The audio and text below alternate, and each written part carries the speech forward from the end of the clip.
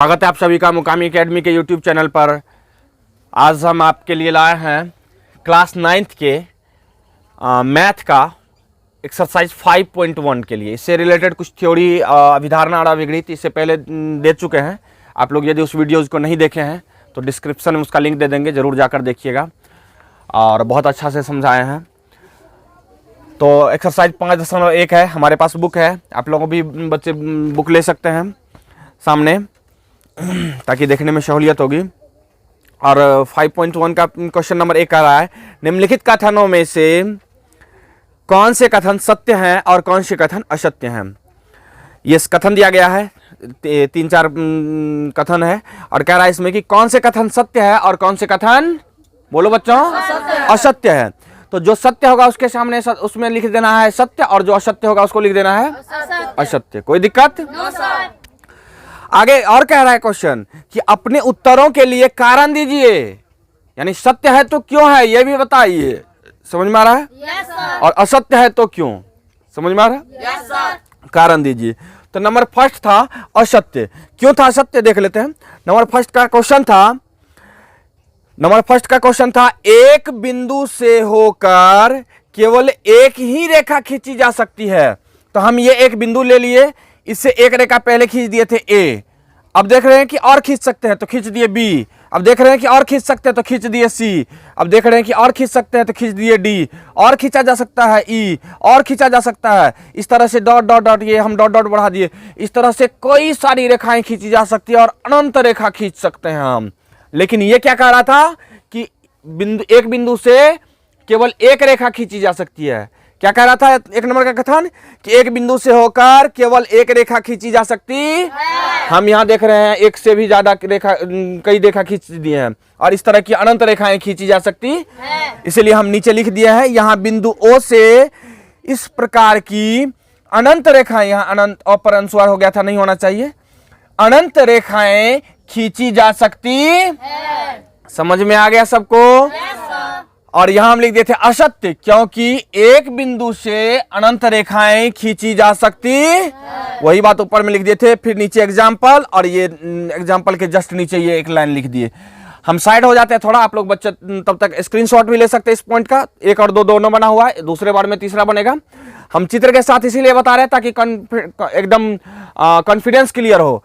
इसमें बस इतना लिखा जा सकता है, ये 1 नंबर लिख दिए सत्य और असत्य, इसके बाद इसका कारण दे दिए, लेकिन चित्र हम बना दिए ताकि सभी देख कर समझ सके। समझ में आ रहा बच्चों?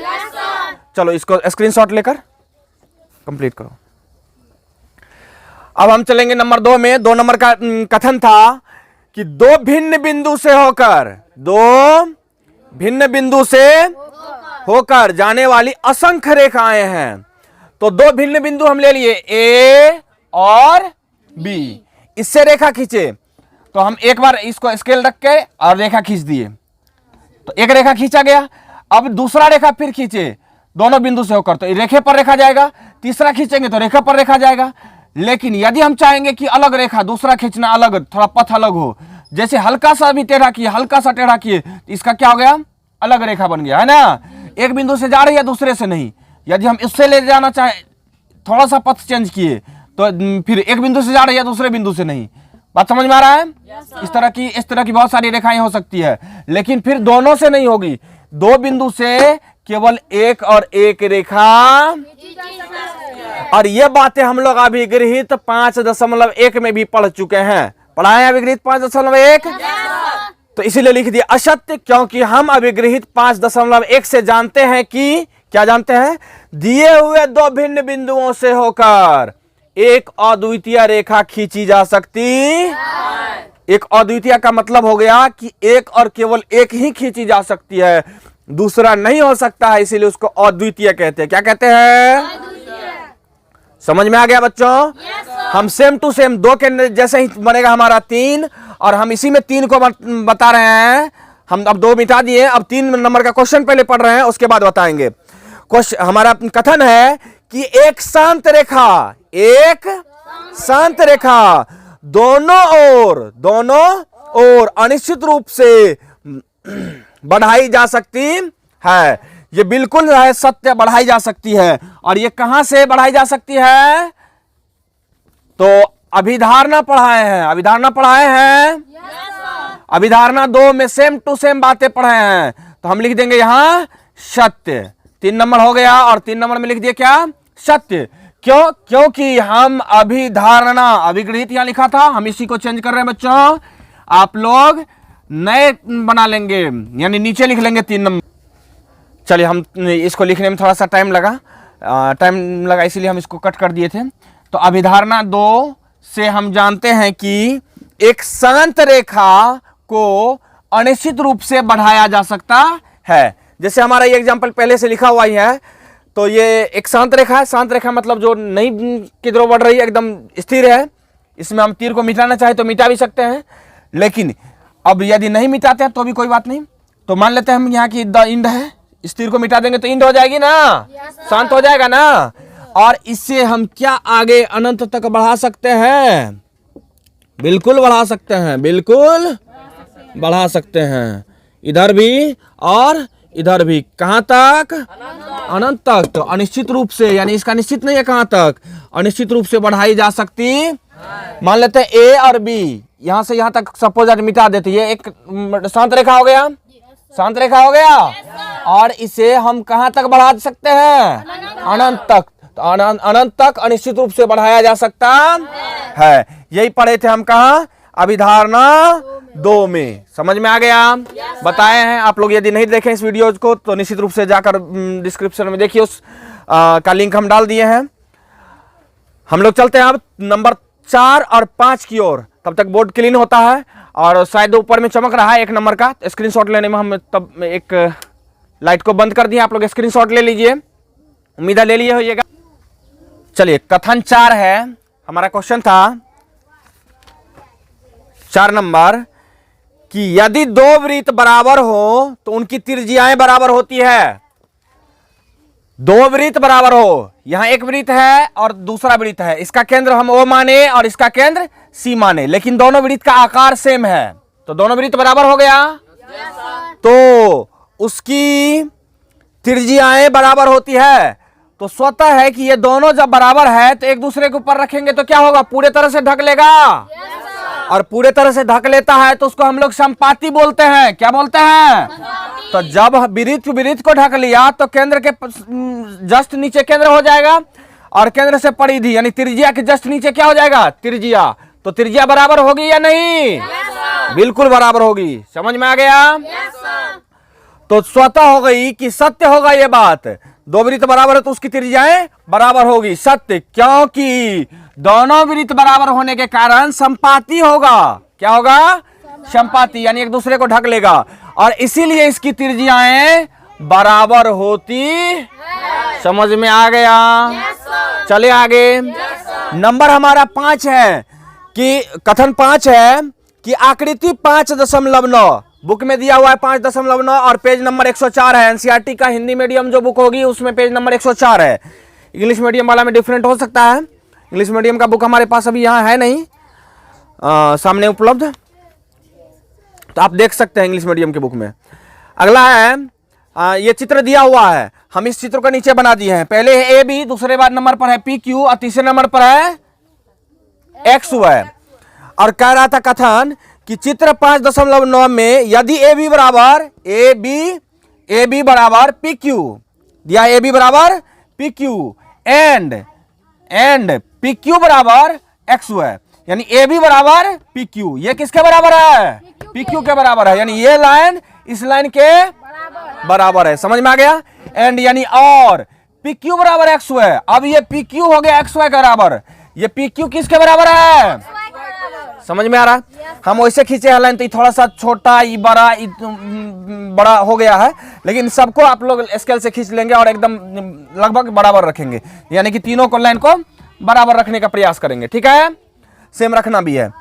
तो हमारा पहले दिया हुआ था कि ए बी बराबर पी क्यू, अब दिया है पी क्यू बराबर एक्स वाई। समझ में आ गया बच्चों। तो अब देखना है हमको आगे क्या रहा है, तो यानी हम यहां प्रश्न को लिख रहे हैं, तो ए बी बराबर एक्स वाई होगा, है ना। ये हमारा क्वेश्चन हो गया, ये हमारा क्या हो गया, ये बातें हमारे क्वेश्चन में थी, इसलिए हम इसको लिख दिए कि ए बी बराबर पी क्यू। देख लेते हैं, फिर से समझते हैं। ए बी, ये लाइन किसके बराबर, इस लाइन के बराबर, समझ में आ गया। ए बी बराबर ये हमारा आ गया, और क्या, तो पी क्यू बराबर है किसके, एक्स वाई के, समझ में आ गया। ये दूसरा लाइन आ गया, तो ये बराबर ये होगा, बिल्कुल सत्य बात है ये। और कहां से, तो यूक्लिड साहब जो दिए थे अभिगृहित, उसमें सबसे पहला नंबर का अभिगृहित हम लोग पढ़े थे। क्या पढ़े थे, कि वे वस्तुएं जो एक ही वस्तु के बराबर हो, एक दूसरे के बराबर होती, समझ में आया। अब कहेंगे ये कैसे अप्लाई यहां होती है, तो ये इसके बराबर ये, और फिर इसके बराबर ये, तो इसी वस्तु के बराबर ये भी है, इसी वस्तु के बराबर ये भी हुआ या नहीं हुआ, इसके बराबर ये हुआ तो इसके बराबर ये होगा ना। ए बी बराबर पी क्यू, तो पी क्यू बराबर ए बी, दोनों बात बराबर है। अब पी क्यू बराबर एक्स वाई है ना 2 नंबर में, तो एक्स वाई बराबर पी क्यू होगा, होगा या नहीं होगा।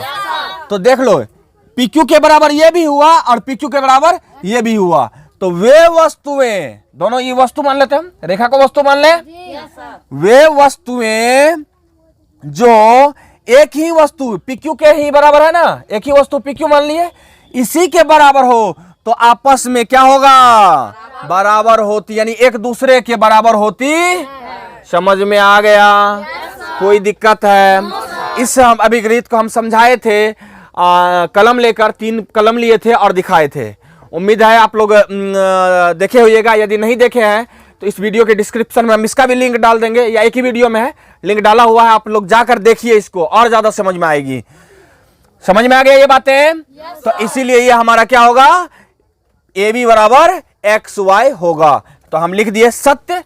यूक्लिड के प्रथम अभिगृहित से हम जानते हैं कि वे वस्तुएं जो एक ही वस्तु के बराबर हो, एक दूसरे के बराबर होती है। इसमें एग्जाम्पल नहीं लिखे, चित्र नहीं दिए, क्यों, क्योंकि ये ऑलरेडी चित्र दिया हुआ था, और इस चित्र का नाम था आकृति 5.9। हम यहाँ लिख दिए नीचे, हो सकता है दिखाई नहीं दे रहा हो। समझ में आ गया। हम साइड हो जाते हैं, थोड़ा सा एक लाइट की चमक आती है तो हम उसको भी बंद कर देते हैं, ताकि सभी स्क्रीनशॉट ले सके और लिख सके। उम्मीद है आप लोग लिख लिए होइएगा और आपको बहुत अच्छा लगा होगा यहां तक। बंद करो ना, रुक जाओ। चलिए अब हम लोग चलते हैं, 1 नंबर का 5 कंप्लीट हो गया है। अब नंबर 2 में कह रहा है, निम्नलिखित पदों में से प्रत्येक की परिभाषा दीजिए, प्रत्येक की परिभाषा दीजिए। आगे है, क्या इनके लिए कुछ ऐसे पद हैं जिन्हें परिभाषित करने की आवश्यकता है, यानी इसके लिए कोई ऐसा पद है जिसे परिभाषित करने की आवश्यकता है, वे क्या है और आप इन्हें कैसे परिभाषित कर पाएंगे, आप इन्हें कैसे परिभाषित कर पाएंगे। तो सबसे पहला है तुम्हारा समांतर रेखाएं। तो देख लेते हैं समांतर रेखाएं, हम इसको मिटा रहे हैं। चलिए हम लोग हैं 2 नंबर में, और सबसे पहला नंबर का परिभाषा है समांतर रेखाएं। तो समांतर, ये एक रेखा है और ये दूसरी रेखा है, ये दोनों के बीच में हमेशा समान अंतर रहे, समान जोड़ अंतर मिलकर बनता है समांतर। समान जोड़ अंतर बराबर होता है समांतर। मायकर अनुस्वार तो, या तो ये अनुस्वार होगा या अनुस्वार को मिटा देते तो ये नोतो संयुक्त हो जाएगा। तो समान जोड़ अंतर मिलकर बनता है, तो इसके बीच में यहाँ का अंतर, इसके बीच में यहाँ का अंतर, इसके बीच में यहाँ का अंतर, यानी जब सभी जगह का अंतर हमेशा समान होगी तो ये दोनों रेखाएं क्या कहलाएगी, समांतर। स्पष्ट हो गया। तो इसका डेफिनेशन लिख सकते हैं कि जब 2 रेखाओं के बीच हमेशा समान अंतर होती है तो उसे समांतर रेखा कहते हैं। अगला है लंब रेखाएं। तो जब एक रेखा पर कोई दूसरी रेखा 90 डिग्री की कोण बनाती है तो वो लंब रेखाएं कहलाती। समझ में आ गया। नेक्स्ट है तुम्हारा रेखाखंड।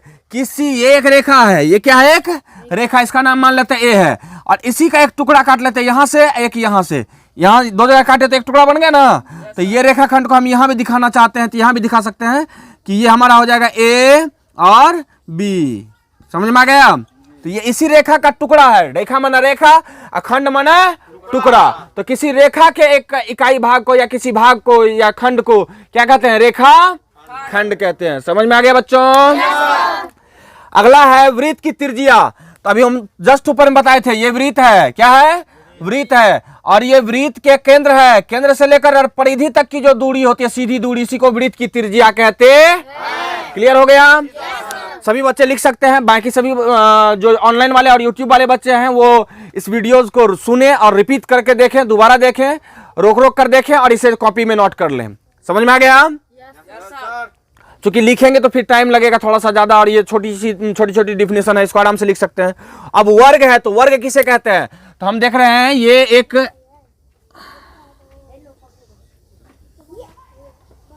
वर्ग बन गया। सभी कोण कितना डिग्री? 90 डिग्री। कितना डिग्री? और सभी भुजा क्या है? बराबर है। तो कह सकते हैं वैसे चतुर्भुज जिसमें चारों भुजा और चारों कोण, चारों भुजा बराबर हो आपस में, और सभी कोण यानी चारों कोण एक समकोण हो या 90 डिग्री का कोण हो, क्या कहलाता है? वर्ग कहलाता है। क्या कहलाता है? वर्ग कहलाता है। तो उम्मीद है आप लोग सभी समझ गए होंगे इस वीडियो को। बीच में कुछ दिन से वीडियो स्टॉप था, इंटरनेट की थोड़ी सी परेशानी थी ज्यादा, इसीलिए अपलोड नहीं हो पा रहा था। उम्मीद है अब लगातार वीडियो, अभी भी बहुत स्लो है क्योंकि हमारे एरिया में अभी आया नहीं है वो क्या कहते हैं, फाइबर वाला कनेक्शन। तो इसको लेकर थोड़ा धीरे धीरे अपलोड होती है, इसीलिए कम वीडियोज अपलोड हो रहा है। जैसे ही आती है हम लोगों के एरिया में फाइबर कनेक्शन तो काफ़ी तेजी से सभी क्लास का उम्मीद है वीडियोज अपलोड होना शुरू हो जाएगा और आपको कंटिन्यू मिलते रहेगा।